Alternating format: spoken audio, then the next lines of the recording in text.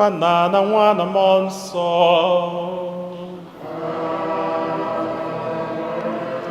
Ka ngọzi nke onye nwe anyị Jesu Kristi na ịhụnanya nke Chukwu Nna na ịdịkọ n'otu nke Mmụọ Nsọ na-enye dịrị unu niile.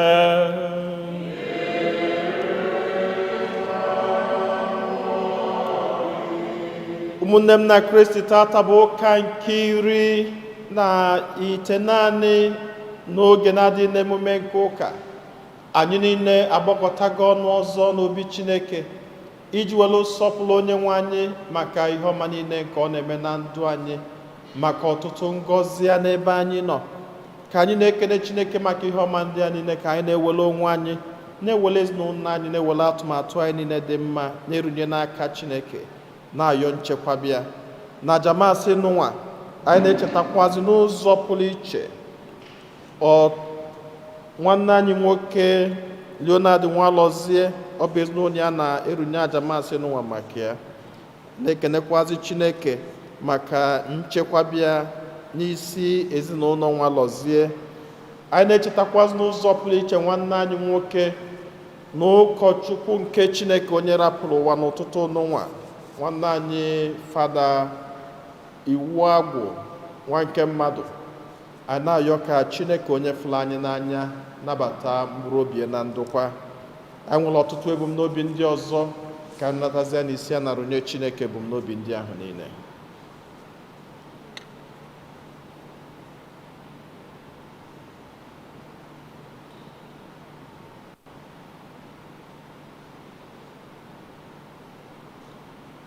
Ụmụnna, ka anyị kwado onwe anyị nke ọma maka nnukwu emme nke Eucharistia n'ụwa site n'ikwupụta njọ anyị.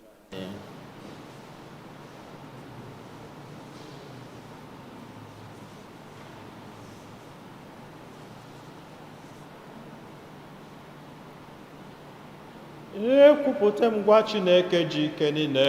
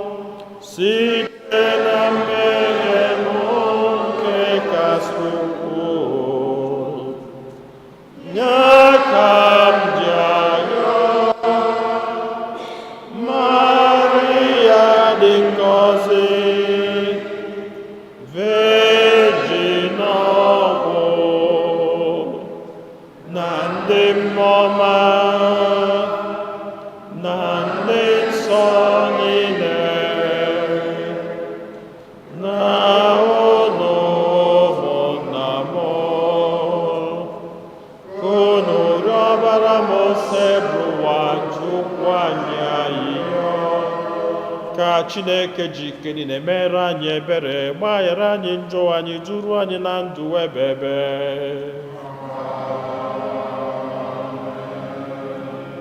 Otito dịrị Chineke n'enu kasị enu.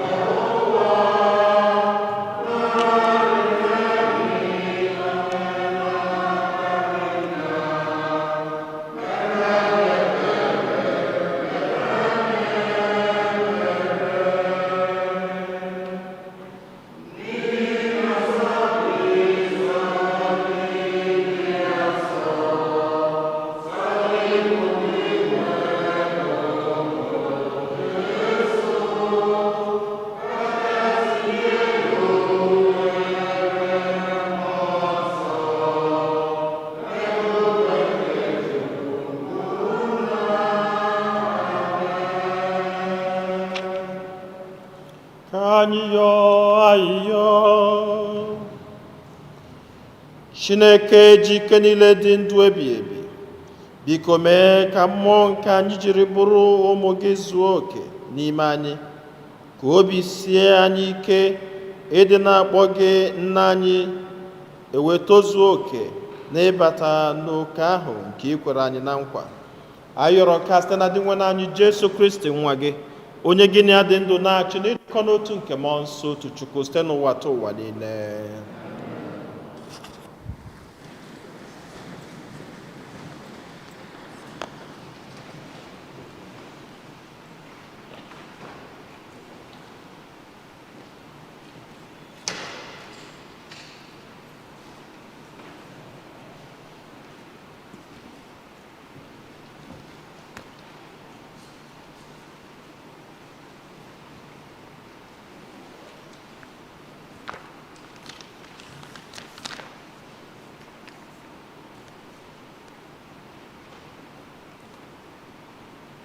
Ihe ọgụgụ wetara n'akwụkwọ mbụ nke ndị eze.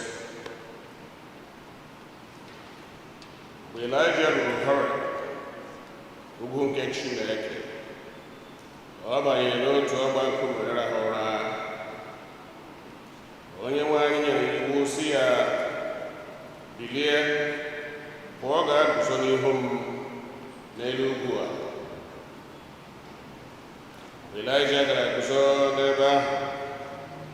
Onyenwe anyị sitere n'ebe ahụ gafee, mee ka oke ifufe dị ike fekwasị ugwu ahụ. Ifufe a mere ka nkume dị n'ugwu ahụ gbawaa, ma Onyenwe anyị n'onwe ya anọghị n'ime ifufe ahụ.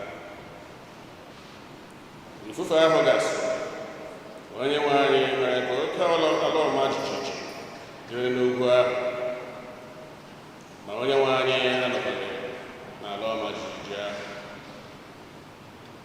Mgbe ala ọma jijiji ahụ gasịrị, ọkụ dị ukwuu gburu n'ugwu ahụ, ma Onyenwe anyị anọghị n'ọkụ ahụ. Na mgbe ọkụ ahụ gasịrị, nwa olu nta dị nwayọọ dara.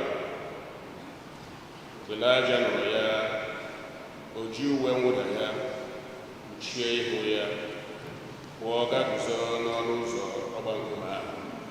Okwu nke ose bụ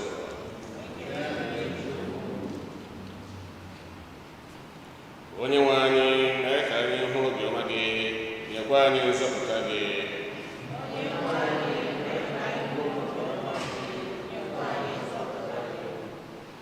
Onyenwe anyị, mee ka anyị hụ obiọma gị, nyekwa anyị nzọpụta gị.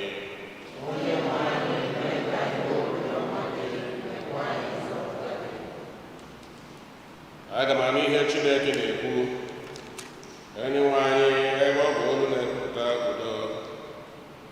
N'ezie, nzọpụta dị ndị na-atụrụ ya egwu nso.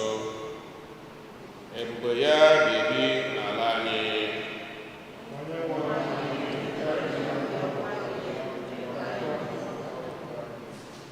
Obiọma na eziokwu ezukọọla, ezi omume na udo ebiela ọnụ.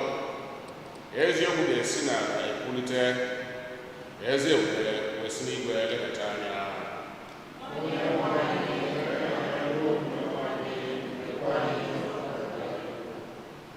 Onyenwe anyị ga-eji aka ya eme amara. Ala anyị ga-amịta mkpụrụ mmaju kwuru mmaju. Ezi omume ga-ebute ya ụzọ na-aga. Mgbapụta wee site n'azụ ụkwụ ya.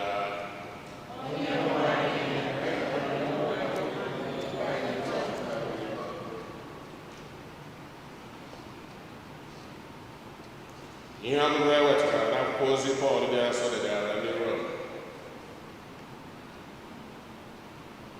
Ihe a m na-ekwu ugbu a anaghị eme ka e tụọ m. Eji m Kristi na-ekwu eziokwu. Akọ na uche m na mmụọ nsọ na-agbara m akaebe na ọ bụghị asị ka m na-atụ. Ihe ahụ m na-ekwu bụ na ọnụma juru m obi ukwuu. Oke ihe mwute na ihe mgbu dị m n'obi karịrị akarị. na-emegharị nke na a ga-ekwe ka m bụrụ onye a bụrụ ọnụ, ka m bụrụ onye ekewapụrụ na Kristi, ma ọ bụrụ na nke a ga-enyere ụmụnna m ndị Izrel aka, ndị mụ na ha bụ otu ahụ. Ha bụ agbụrụ Chineke jiri mee ụmụ. O tubere ha ugwu, ya na ha bịawa gbaa ndụ. Ọ bụ ha ka e nyere iwu, bụrụkwa ha ka e nyere usoro ziri ezi esi ekpe ekpere n'ụlọ nsọ. Ọ bụ ha ka e kwere nkwa dị iche iche. Ha sitere na agbụrụ nna nna anyị ochie ha, ndị tọrọ ntọala okwukwe. Nke ka nke na Kristi si na agbụrụ ha pụta.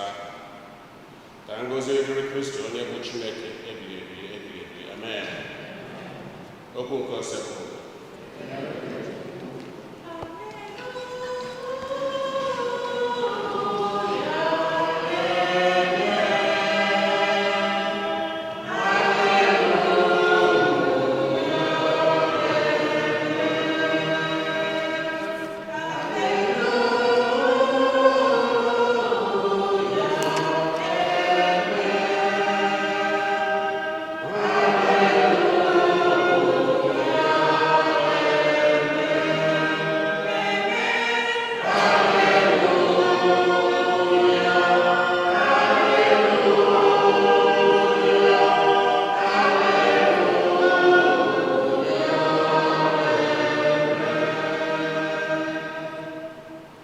Ngọzi dịrị eze na-abịa n'aha Onyenwe anyị. Udo dịrị ụwa, ebube dịrị igwe. Haleluya.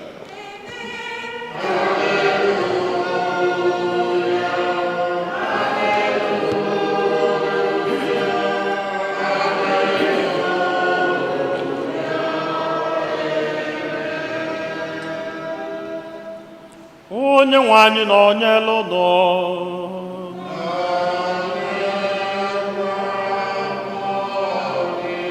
Ihe ọgụgụ nke ya si n'oziọma dị nsọ nke Matiu dere.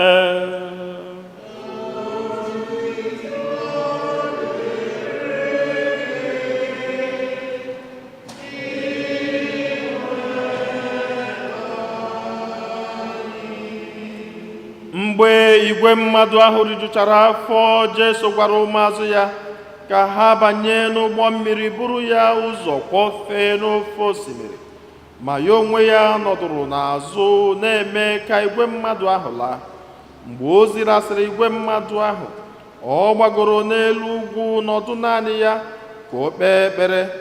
N'oge mgbede, naanị ya n'ebe ahụ, ma ụgbọ mmiri ahụ ejemiela n'ime osimiri, ebe ebiri mmiri dị egwu na-ebugharị ya, n'ihi na oke ifufe na-efe.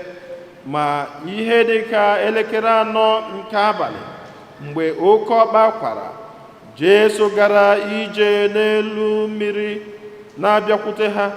Mgbe ụmụazụ ya hụrụ ka ọ na-aga ije n'elu mmiri, obi fepụrụ ha. Ha jiri ụjọ tie mkpu sị, "Ọ bụ mmụọ!" Ma ngwa ngwa Jesu tiri sị ha, "Ụjọ atụla unu, ọ bụ m, nweenụ obi isi ike." Ọ bụ Pita zaghachiri ya sị, "Onyenwe anyị, ọ bụrụ na ọ bụ gị, gwa m ka m jee ije n'elu mmiri bịakwute gị." Jesu sị ya, "Ngwa bịa." Pita rịpụtara n'ụgbọ mmiri wee jere ije n'elu mmiri na-ejekwu Jesu. Ma mgbe ọ chigharịrị n'obi ya na oke ifufe siri ike na-eku ya n'ahụ, egwu tụtụ ya, ọ malite ibikpu na mmiri wee tie mkpu sị, "Onyenwe anyị, zọpụta m." Ngwa ngwa Jesu setịa aka ghọta Pita sị ya, "Gị onye obere okwukwe, n'ihi gịnị ka iji nwee obi abụọ?" Ma mgbe ha batara n'ụgbọ mmiri ahụ, oke ifufe ahụ wee febie. Ndị nọ n'ụgbọ mmiri ahụ wee kpọrọ ya isi ala na-ekwu sị, "N'ezie, ị bụ nwa Chineke." Oziọma nke ose brụwa.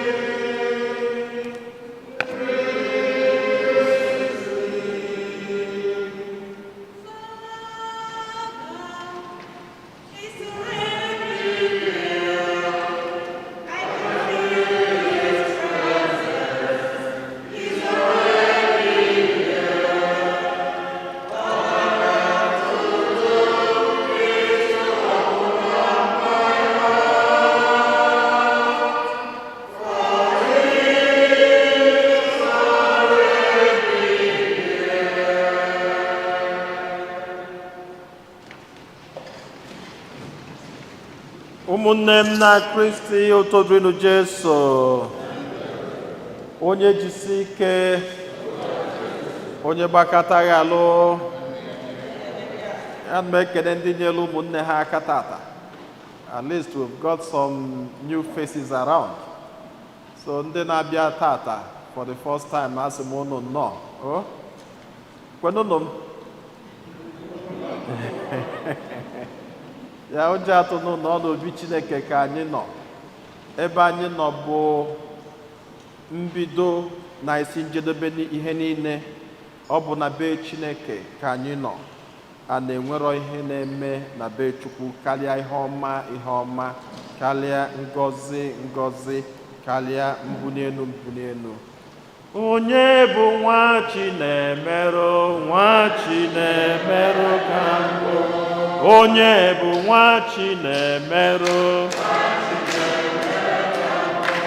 Onye bụ nwa Chinemerụ. Ịbụkwanụ nwa Chinemerụ. Abụ m nwa Chinemerụ. Onye bụ nwa Chinemerụ. Ngị bụ nwa Chinemerụ. Anyị bụ nwa Chinemerụ. Onye bụ nwa Chinemerụ. Chinemerụ ka mbụ. Onye bụ nwa Chinemerụ. Chinemerụ ka mbụ. Anyị bụ ndị Chinemere ihe. Ejikwazi m obi mwute welu dịka nsikwu na mbido aja Maasị na-ekwupụta ọnwụ nwanne anyị nwoke, nnukwu ụkọchukwu Chineke, onye felu Chineke ofufe n'ụwa n'ụwa n'ụzọ pụrụ iche, onye na-achọ iru Chineke mgbe niile, onye gbalụ nnukwu odibo nke ebe ụkọ n'obi Chineke, odibo nke nọ n'etiti mmadụ na Chineke, nwanne anyị nwoke, nwa nke mmadụ, onye rapụrụ ụwa n'ụwa jekwuru Chineke n'obie. Eji m afa Chukwu dị ndụ, Chukwu fụrụ anyị n'anya, Chukwu anyị na-efe ofufe, Chukwu anyị na-asọpụrụ, wee na-asị ka mkpụrụ obi nnukwu ụkọchukwu n'ụwa zuru ike na ndokwa n'afa Jizọs.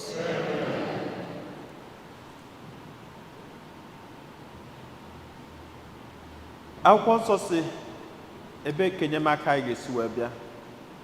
Ọ sị na enyemaka anyị ga-esi n'aka Chineke onye mere eluigwe na ala. Isiokwu m tata iji wee nekwasakwa anya n'ọnọdụ anyị nọ n'ụwa n'ụwa bụ Where is your God? Ebee ka Chineke gị nọ? Inekwa n'anya n'ozi ọma dịka ọ na-alụtụ aka the power of faith. Ihe ọgụ nke mbụ nọ na-ajụ kedu ebe Chineke gị nọ? Oziọma na-asị na ọ bụ okwukwe bụ isi ihe niile. Enso na anyị sizie ka anyị jụọ onye bụ ajụ, enwere ike ịsị where is your God? Ọ bụrụ na ebe Chineke gị nọ bụ ebe okwukwe gị dị. Where your God is where your faith is. Onye obi niile dị na akụnụba, ihe akụ akụ na ihe enwe enwe, na ọ bụ ebe ahụ ka obi dị. Ọ bụ ebe a ka Chukwu onye ahụ nọ. Onye obi niile dị n'ụmụ ma ọ bụ ego, ọ na-alara ụla ego, ọ na-eteta eteta ego, ọ na-eje eje ego, ịchọ ka gị na ya see okwu bata n'ego. Ọ bụ Chukwu eke ha ahụ bụ. Because where your God is, ọ bụ ebe ahụ ka okwukwe gị dị. Ka anyị na-anya n'ihe ọgụgụ nke mbụ, egosila anyị onye amụma Elijah. Elijah gbara ọsọ gbabaga na cave n'ime onunu. Gịnị na-achụ Elijah? Mgbe Elijah kwuru ezigbo okwu banyere mmegbu Jezebel na di ebe Ahab na-emegbu ndị mmadụ, Jezebel wee sị na anyị afụrụ bụ isi Elijah ka a ga-ewelu, achụpụ onye amụma Chineke ka e gbuo. Elijah na-esi anya fụ na Israel niile na-enwere ebe ga-abata ya, maka na egwudoro anya eme gịnị? Achapụ ya olu. O wee gbaba ọsọ. Elijah agbabazi ọsọ wee gbabaga n'ime onunu a na-akpọ cave ka o jezonata onwe. Mana ebe onye Chineke nọ, wherever you are, that is where your God is. Ebe ọ bụla ị gbabagara n'ụwa, onye fụrụ Chineke n'anya, onye Chineke na-eso mgbe niile, ọsọ gị nọdụgodi n'ime ụmị, Chineke nọ ebe, Chineke nọ n'ime ụmị ahụ. Ebe ọsọ gị nọdụ, your God follows you where you are. Elijah ezozie n'ime cave ahụ. Chineke si Elijah, pụta n'ime cave, bịa ka ịdịgo n'ugwu nke m, because ọ bụrụ unu n'anya unu afụ, unu banye na Old Testament, unu ga-afụ na most times mgbe ochie ahụ n'ebe ha na-ana akpọku Chineke, bido n'Abraham wee gbagobe n'ebe n'enugwu, in the mountains. They go to the mountains. Mgbe Moses ji ebute iwu Chineke, kere ebe o butelie? In the mountains. So now na mountain aka ha na-anọ wele akpọtu ike Chineke. Chineke wee sị Elijah, don't stay in the cave because you don't belong to the cave. You belong to the mountain because that's where I am.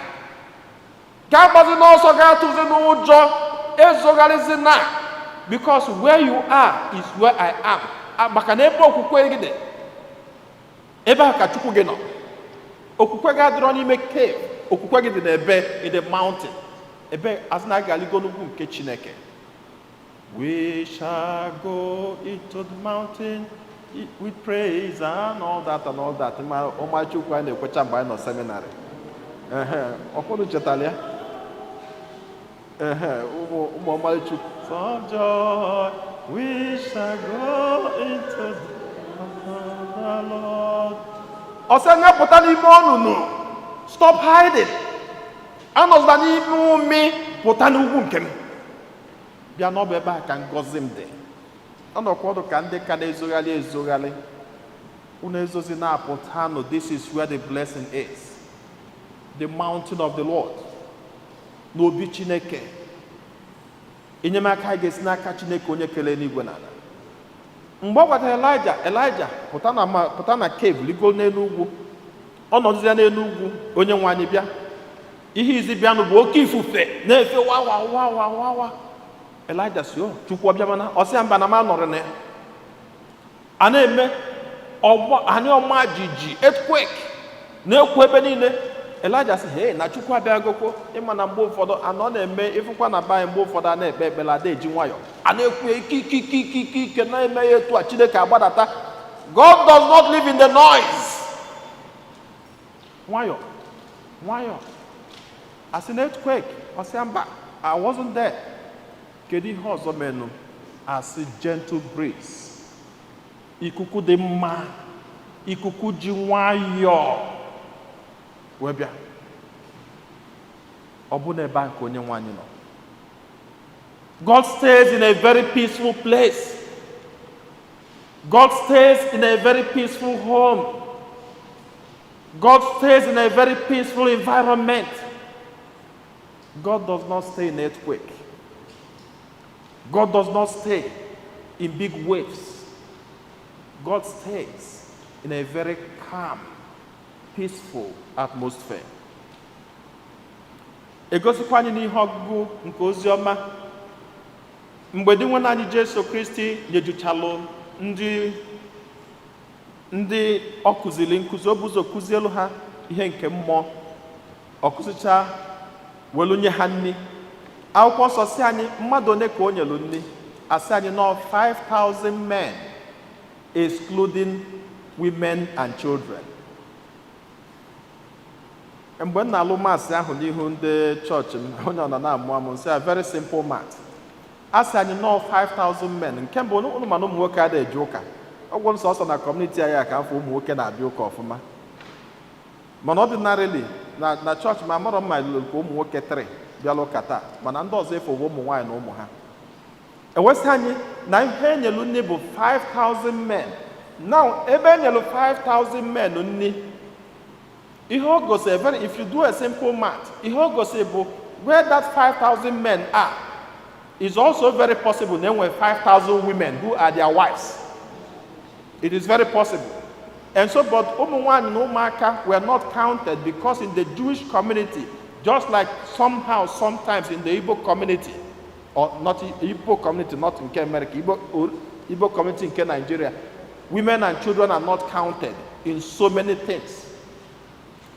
Now, apart from ndị ha na di ha iwe bịa, which may be that 5,000, is also very possible because ị gụọ n'ụlọ ụka kịta, ị ga-afụ na ụmụnwaanyị ka n'ụlọ ụka, no matter the way you go about it. A food that is also possible, na enwekwara another surplus of 5,000 women who did not come with their husband. Omeyone, 15,000. And then, ọ bụrụ na enwelu 10,000 women who were in that area at that point, it means that 10,000 ahụ chịkọ ụmụ ha niile wee bịa, maka na nwaanyị adịghị eje na-akpọ gịnị ụmụ ya. And so na ọ bụrụ na ha gbakwa ụmụ ha wee bịa, at that point ndị Jew na-amụcha ụmụ luchalụ ma 5 ma 10 ma 8. You can imagine the number of children ekpo wee bịa ihe nka. So it will give you equivalent of itinye 15,000, iteze maybe ụmụaka ụmụ nwaanyị 10, itekwuzi ụmụaka ha wezie 15,000. If that we are talking about 30,000 people, kedu ihe Chineke ji wee feed ha? 5 loaves and 2 fish. Because there is so much power in him. There is so much power in him. Their God was present. Where is your own God? Akwụkwọ nsọ si anyị ka o mesịrị ihe a niile na mgbe o fidicha ha wee sị ka ha jiri nwayọọ ji aka wee duna ha niile ka ha nwee ike na n'udo. Ọsịsị ụmụazị ya ngwa gafeenụ n'ofesi nke mmiri nke ọzọ. Ka o mesịrị ya, akwụkwọ nsọ si anyị na ọ ligoro elu ugwu ka o jee kpee ekpele. How many people can echeta ekpe ekpele? How many people can echeta ekpe ekpele? Now, gịnị mere o ji oje kpee ekpele? Ka o jee kene Chineke maka nnukwu ihe o melụ na nye o nyelụ ndị nụnwa. Ana ọ bụrụ sọsọ ka o kene Chineke maka nnukwu, ka o kenekwa Chineke maka nke Chineke ka ga-eme eme. Mana anyị na-echefu ihe ndị a niile. Anyị na-echefu ihe ndị a niile. Achọrọ m onye ọbụla nọ n'ụlọ ụka ịbanye na be gị, lụnye a small mountain.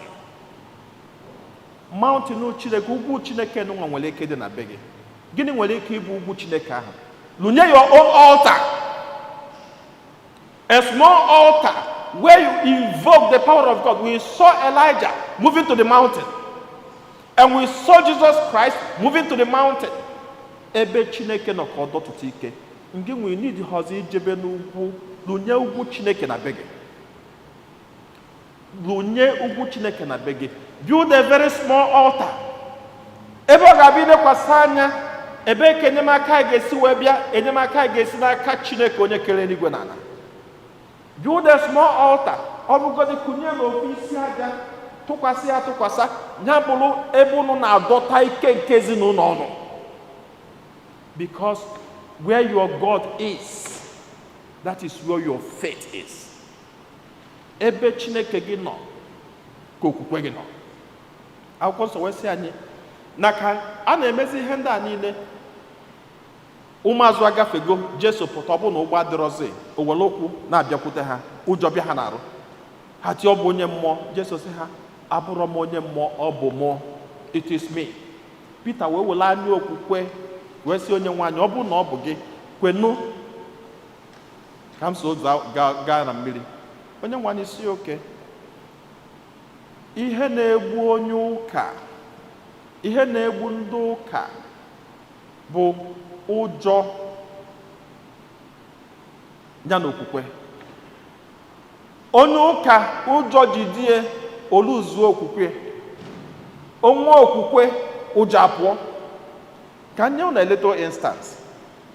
Mgbe COVID nwa bidoro, enwe onye nọ n'ụwa ma fada ma popu ma onye esighị na ụjọ atụrụ ya si onye ahụ na ome gịnị n'ezigbo onye asị, onye adịkwu eziokwu. Enwe onye ọ na-mepele ọnụ si na mgbe ihe nke a bidoro, etu esi oche onye ọ na-mechi unu ka onye afọkwa n'ilo siti gbuo kpuchie ebe niile, ekwekwana ka mmadụ bata gị nso. Etu esi kwue oke n'ọsọ gịnị, ngwere n'ọsọ anakpuo. Ọ na-adị emegide March gasịa, by the time abanye April, gịnị mebere? Ndị nwụrụ anwụ na March wee bido na-ehipụ up. Then ụfọdụ ndị na-alụ n'ụlọ ọgwụ na-eje. Then anyị nwa bụ ndị fada, on my own part, ebido ije funeral home. The first funeral home akpọrọ m bịa jee, ngwa gị ụdị ụjọ tụrụ m. Ụdị ụjọ tụrụ m. That was first week of April. Ụjọ nsị a etu a ka o si bie. Maka na mgbe ị mara ihe na-achụ gị, ị makwuru ebe ị na-eme gịnị, igba eje. Mana ebe a ka m fụrụ the power of faith and how fear can destroy a person. Etu ụjọ nwere ike isi gbu mmadụ, ịkwụrụ ọtọ nwụọ tupu ọnwụ ga-abịa. Then anọdụzi m na-achịgharị n'obi m, faith, fear, faith, fear, faith, fear.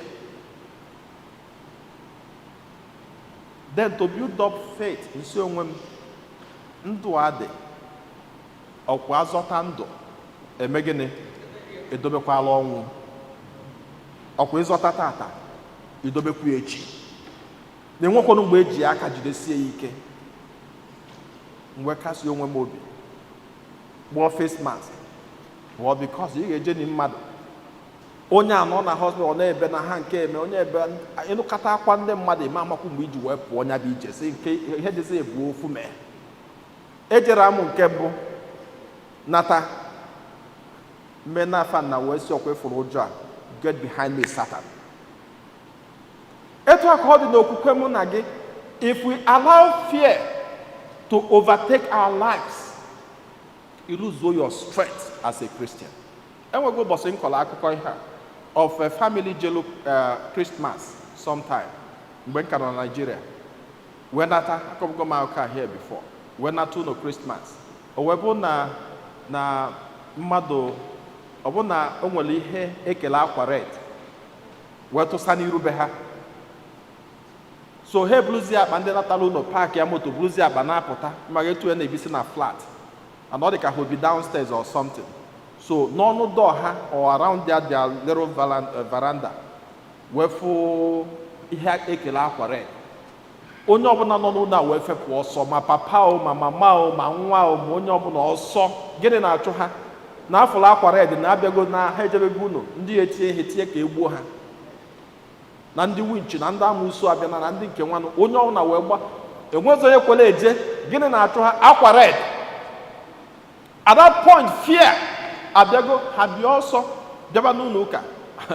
Abịa n'ụlọ ụka nsị ha, okay, luckily I was there, so nsị a jebe eluteze mbe ha.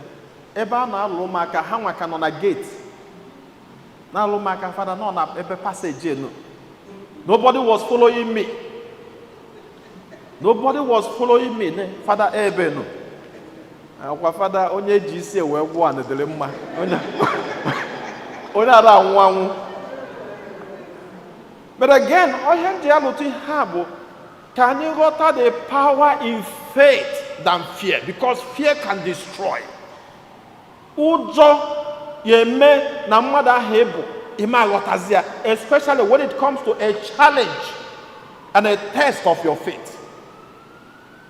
Ejelzie m luo nekata ihe nke ahụ, mfecha ya mmiri nsọ wenitie nene ya ọ bụrụ na ọka atara ata, ọka atara ata, mebi ụmụaka ji egwu egwu wee kee ya akwa red, ụmụaka ji egwu egwu megide tụọ ọka wee jezie n'irube ndị a. ọ bụrụ na ezinụlọ a na-agbala ọka ekere akwa red ọsọ, ezinụlọ ndị Catholic, because they allowed fear to take over. ụmụnne m na Kristi, nke anyị ji bụrụ mmadụ, ụjọ ga na-abịa, mana ụjọ bịa, kedu ihe ị ga-eme? Isetịpụ aka sị, zọpụta m Onyenwe anyị. Ekwena ka ụjọ jide gị mie gị. Jide Onyenwe anyị at every point. At every point. Jide Onyenwe anyị. Ekwena ka imi ana. Ekwena ka imi ana. Where is your God? Kedu ebe Chineke gị nọ? Chineke gị nọ ebe a. Chineke gị nọ n'ime gị. Chineke gị nọ na be gị. Lekwasa Chineke anya in every situation. Ọ ma etu o si eti anyị aka n'obi. Ka Chineke gọzie anyị niile, nye anyị okwukwe siri ike, mekwazi ka anyị na-achọ iru ya mgbe niile site na Kristi Onyenwe anyị.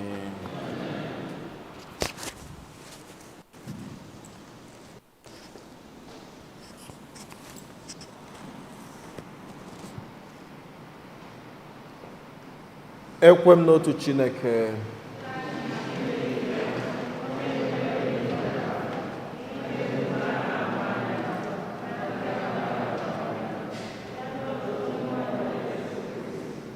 otu nwa Chineke, nna mụrụ Chukwu ụwa tụ ụwa niile, Chukwu si na Chukwu, ihe si ezi Chukwu so ezi Chukwu,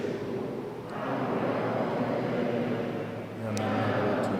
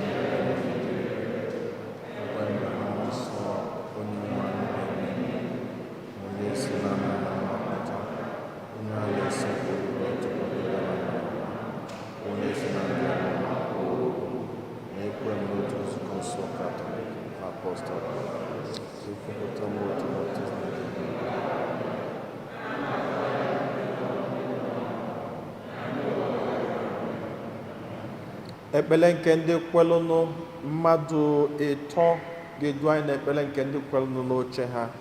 Chineke onye fụrụ anyị n'anya, anyị ewelugo ọtụtụ ebumnobi anyị runye n'aka gị, wee yọọ ka iche ntị ma nụla anyị ya anyị.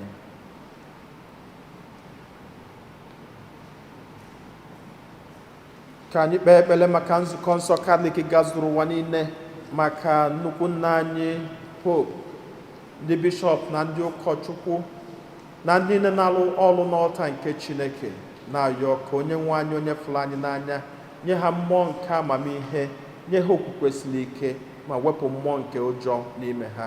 Anyị arịọ gị biko dị nwe na anyị.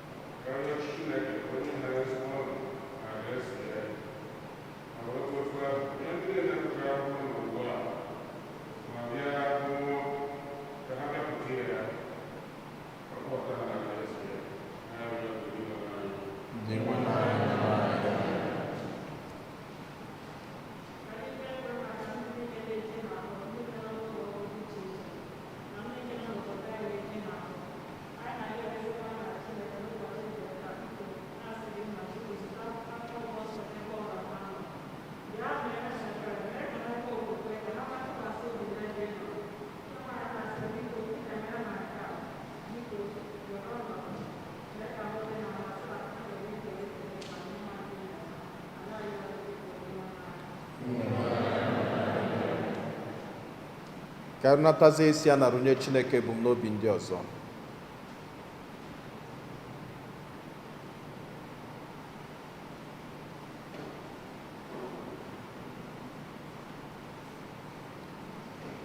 Ihe ndị a niile ka anyị ọma kwe na ị ga-emere anyị ha niile site na Kristi Onyenwe anyị.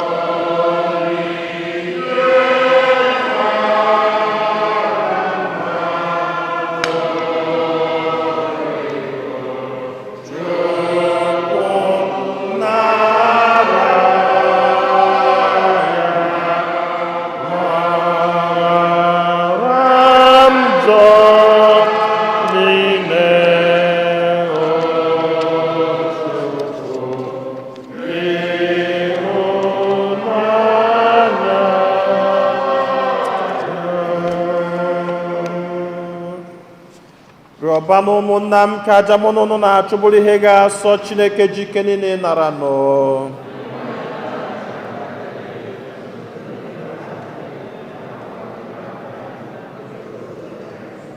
Onyenwe anyị sitere n'ebere gị nye anyị onyinye nke a anyị na-ebutere gị. Biko nara aja nke nzukọ gị na-ehunyere gị iji meda gị obi. Mee ka anyị site na ya bata n'ihe omimi nke nzọpụta anyị. Ayọrọ nke a site na Kristi Onyenwe anyị. Onyenwe anyị nọnyere unu. Welite n'obi enu. Ka anyị nye nnu dị nwanụ Chukwu anyị ekene. O kwesịrị ezi bụrụkwa ihe ziri ezi na-azọ ndụ na anyị ga-enye gị ekele oge niile na ebe niile o nna dị nsọ. Chineke jikere na onye dị ụwa tụwa site na Kristi dị nwe n'anyị. Onye jiri ihe ebere o nwere maka mmehie mmadụ kwere ka a mụọ ya na Virgin Maria. Ọ gbapụtara anyị n'ọnwụ ebebe si n'ọnwụ ọ nwụrụ n'elu obe bịa si na mbilite n'ọnwụ ya nye anyị ndụ ebebe. N'ihi nke ya anyị na-eso igwe ndị mama niile nke eluigwe na-eto ebube gị oge niile n'ukwe na ekwe.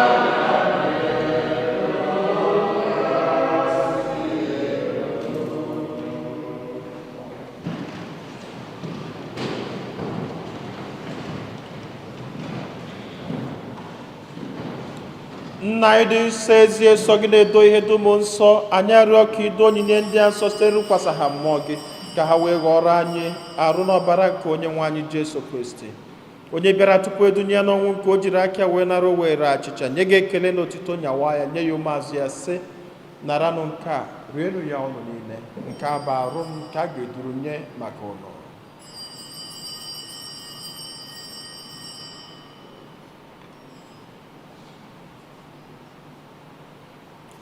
Otu akwa ka o siri mee mgbe ha richara nri anyasị, o buru iko mmanya nyekwa gị ekele na otito, bunye ya ụmụazụ ya sị, naranụ nke a, ṅụọnụ ya ọnụ niile, nke a bụ iko nke ọbara m, nke ọgbụgba ndụ ọhụrụ dị ebebe, a ga-agba ya n'ihi nna n'ihi mmadụ niile ka e were gbaghara njọ, na-emenụ nke a na ncheta nke gị.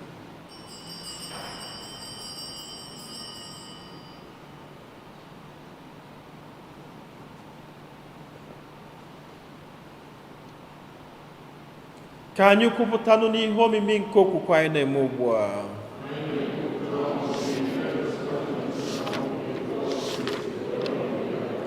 Nna, na ncheta nke ọnwụ na mbilite n'ọnwụ nke nwa gị, anyị ebunye gị achịcha nke ndụ na iko nke nzọpụta. Anyị na-ekele gị n'ihi na ikwere ka anyị dị mma ikwuru n'ihu gị na-efe gị.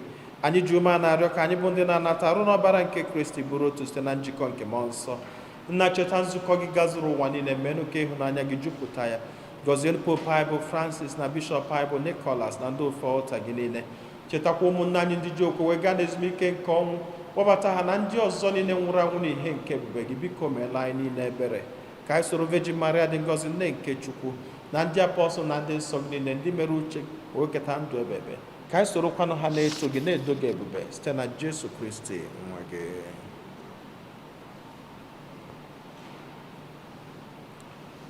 Ihe niile kere eke na-esonye bụ Kristi, na-esikwa n'ime na n'aka ya na-edikọta otu nke mmụọ nsọ, na-enye gị bụ Chukwu nna ji ike niile, nsọpụrụ na otito niile site n'ụwa ta ụwa niile.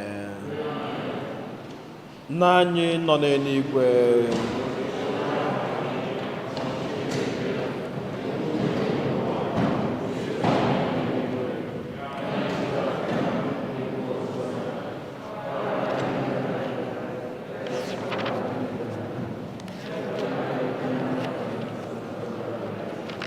zọpụta n'anya anyị na-ayọgo, sebụrụ ụwa n'ajọ ihe niile, were ebere nye udo n'oge nke anyị site n'inye aka ebere gị, ka zọpụta anyị niile na njọ oge niile, anyị were gbanahụ nsogbu niile, were nchekwube dị nsọ na-atụ anya maka mbịaghachi nke onye nzọpụta anyị Jesu Kristi.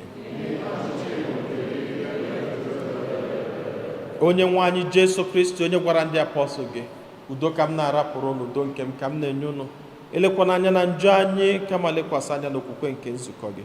Nye ya udo na ịdịkọla otu mgbe niile ka uche gị siri chọọ, gị bụ onye dị ndụ na-achị ebe ebe. Udo nke ose bụrụ ụwa dịrị unu mgbe niile.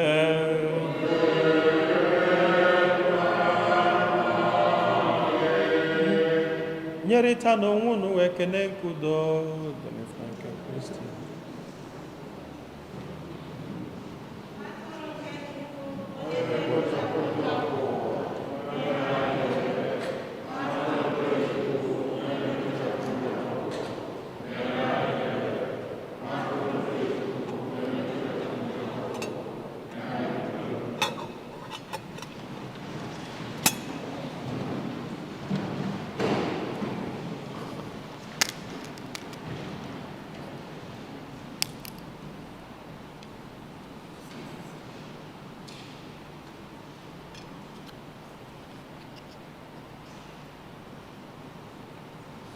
Ụmụnne m na Kristi, nenụnụ nwa atụrụ nke Chukwu, nenu onye ahụ na-egbochapụ njọ nke ụwa. Anyị niile nwekwa onye isi ọma bụ ndị akpọ n'ori nke nwa atụrụ Chineke.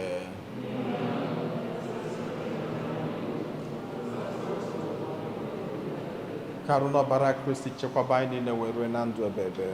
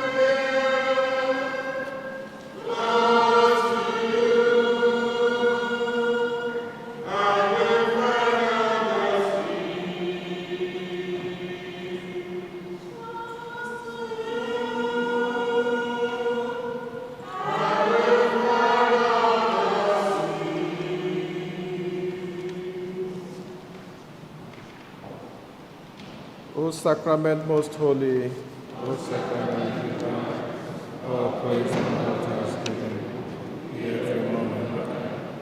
O sacrament most holy, O sacrament divine, all praise and all thanksgiving, be every moment. O sacrament most holy, O sacrament divine, all praise and all thanksgiving, be every moment. Ka anyị yọọ ayịyọ. Onye nwe anyị, biko mee ka ahụ n'ọbara nwa gị nke anyị natara wetara anyị nzọpụta, mee ka anyị jidesie aka ike na ihe nke eziokwu gị. Anyị yọrọ nke a site na Kristi onye nwe anyị.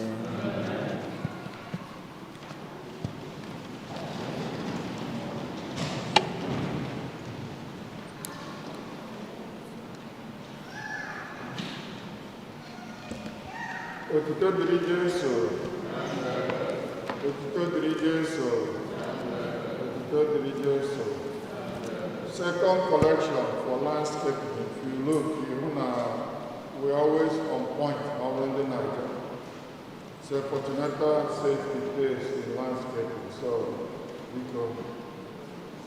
Generous giving. Quiet.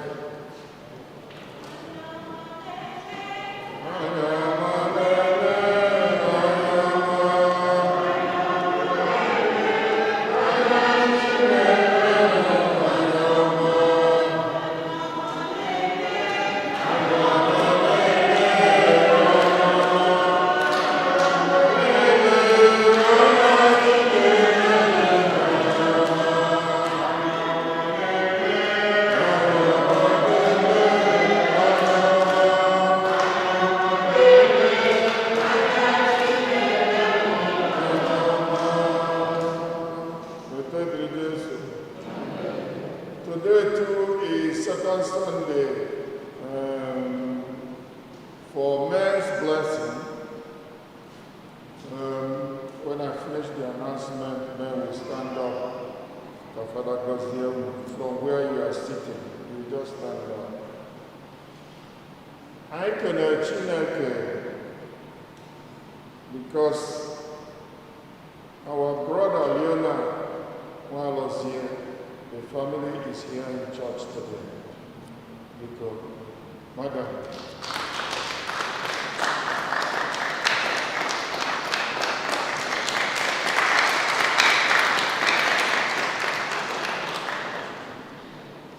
I get to see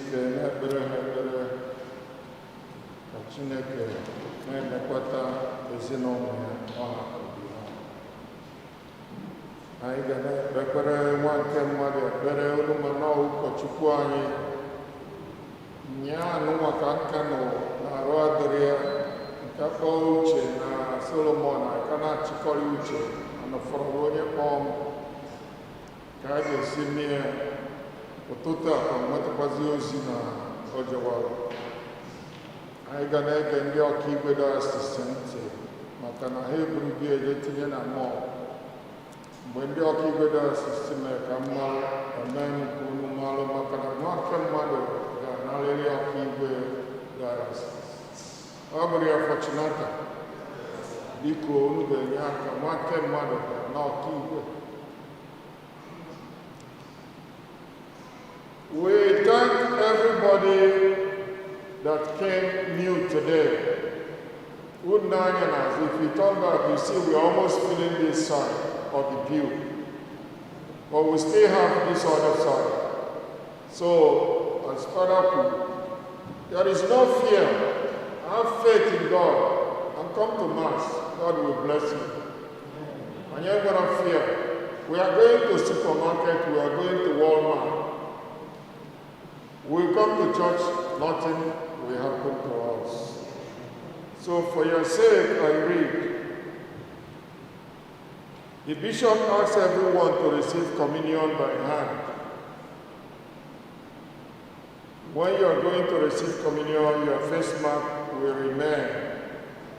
And only after you have received the Eucharist will you step aside and now put the host in your mouth. Then put back your mask. We welcome you. The church has sanitizer over there, sanitizer over here, sanitizer over there. If you come in, before you come in, you sanitize your hand. Because immediately you leave, they will sanitize the chairs. All the masses, they sanitize the chairs before we come in. If you come on time, you see them doing that as an eyewitness. And remember, the rectory is always open Monday through Friday for this August, 9 to 1 p.m. Please, if you have anything for the parish, you do it.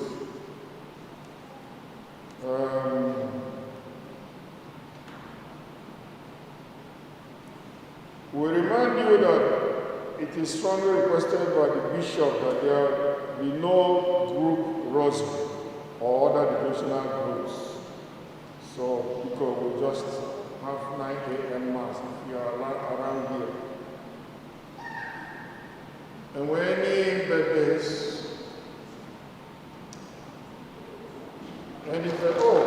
also you know it goes somewhere.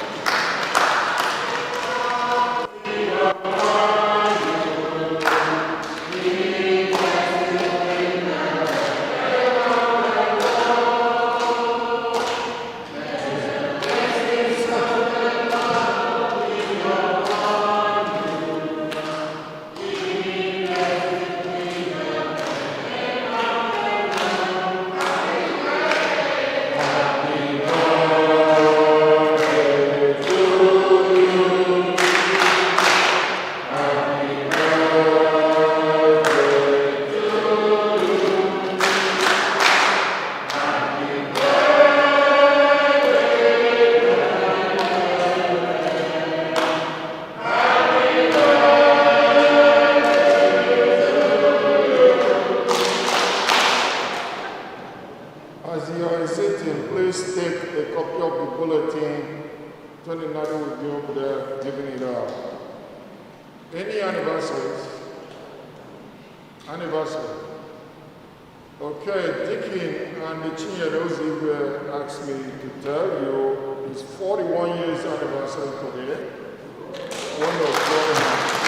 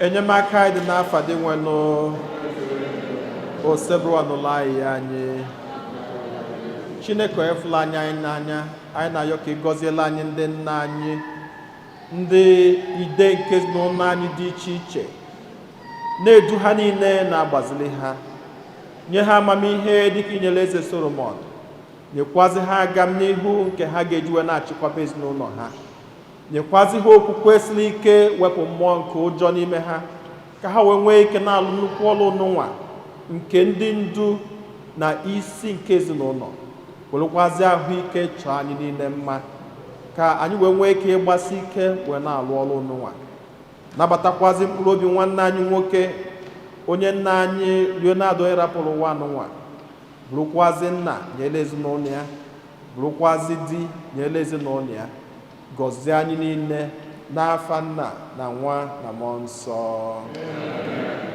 Onye nwe anyị nọ n'elu ụlọ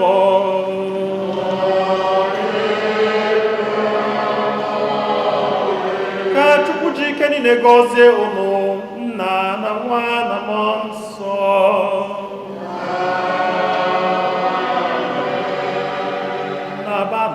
sakwụsịgo